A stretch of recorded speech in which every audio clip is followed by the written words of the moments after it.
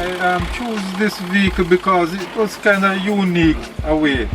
It's a very strong and reliable vehicle with a 6-cylinder engine, a 2H engine, which comes in those earlier minibuses as well. Very reliable vehicle and strong.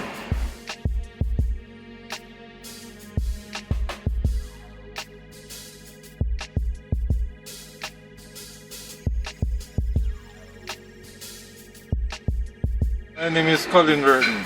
You're watching Auto Drive. Yeah, this is my Landcruiser. I bought it nearly a year now, and it was a fire truck, a backup fire truck. It's one of those vehicles that hardly does any work at all. Everything on it is original, and we restore it to this present state, and you know, it catches a lot of people's eyes. It's one of those vehicles that came in around about 85, and you know, they were very strong and reliable, mostly used in the coffee industry. I intend to go back to the coffee industry in the mountains with it, but I'll be careful with it.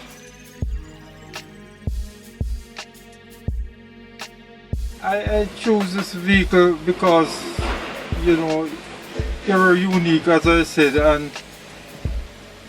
people tend to look on it more than the ordinary vehicle out there. Even a new vehicle, it catches more eye, and you know, driving around it, you know, you like to see people gaze on it. This vehicle was a Nissan Patrol, and I had it on the farm. It was one of those vehicles that you could rely on, and it was comparable to the Land Rover and the Landcruiser. And those three vehicles were the only vehicle that, you know, had four-wheel drive, a working vehicle at that time. One of the most memorable occasion I had with the Nissan Patrol was that I'm in the mountains reaping coffee, and coming down the hill I didn't have any brake.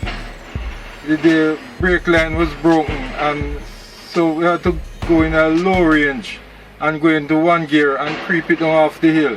I can remember having like about 16 bags of coffee on it, plus some workers. But I gradually creep it down off the hill and come straight down with it. Why not a Land Rover? The problem with the Land Rover at those times, they used to break the axle up into the diff, and you had problem in getting out that broken axle and all that, and you find out that a lot of problems. You used to have there was a scarcity in the axles. You have to put the drive on the front wheel for a long period of time. Why lime green? This is the color that I got it with, but it was burned out, and so it was a nice color, so I still restored it in the lime green. You know, it's conspicuous.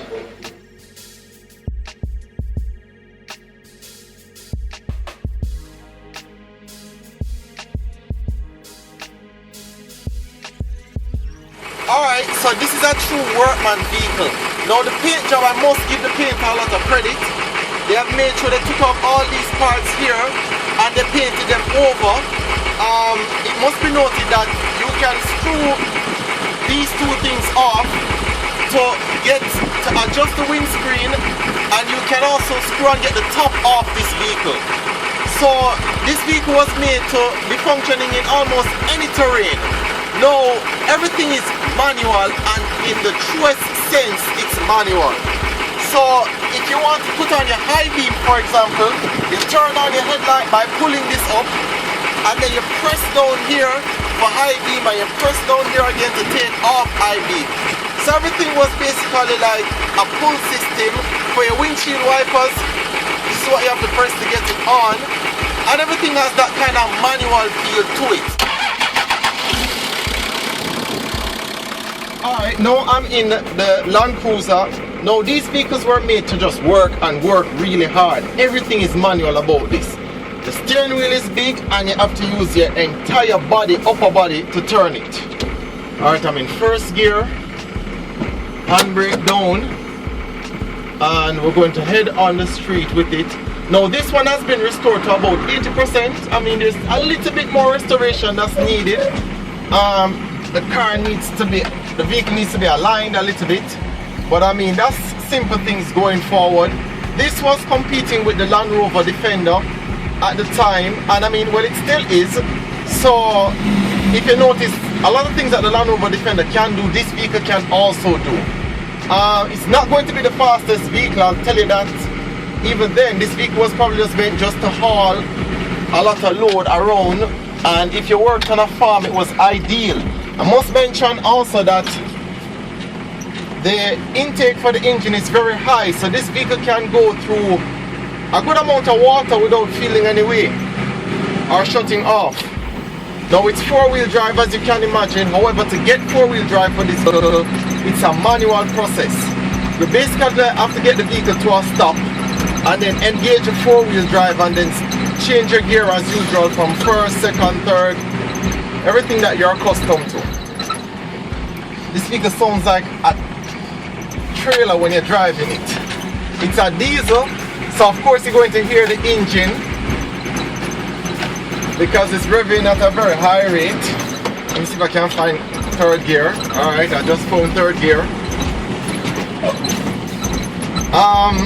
It's shaky up, a little bit shaky, but you feel, you know, when you're driving something like this, you're out of town and you're going through some very rugged terrain. Now, I must mention that the top can easily come off of this vehicle, and there are air vents all around. Second gear. There are air vents all around to ensure you get ventilation. There's no AC in a vehicle like this. So if you love your luxury component, then this isn't the vehicle for you.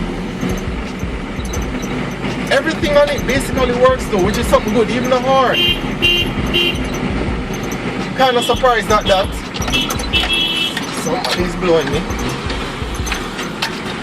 Somebody just looked at the vehicle and like it. So even the horn works on a vehicle like this, so you can just tell how much the restoration process has come. I mean, a lot of persons when they're restoring the vehicles, they don't get everything back to a functioning position, but this one has done a good job thus far.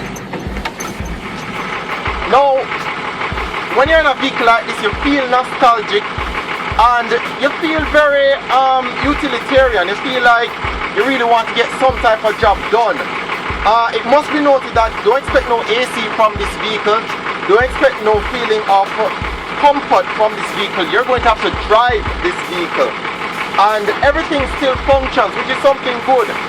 It was licensed straight up to 2006. The speedometer functions, the gas gauge works, the temperature gauge works. Everything in this vehicle is still working, which is something that is remarkable because when you have a vehicle like this, you must remember that whoever has a vehicle like this is putting it to work, right? So you can just expect to know that you're going to be driving a vehicle like this all over the country, all over different terrains.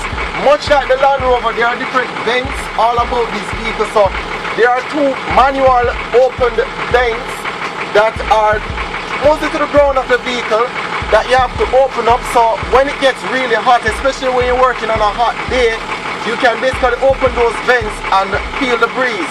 Now, the glove compartment is traditional to what Toyota has always been doing.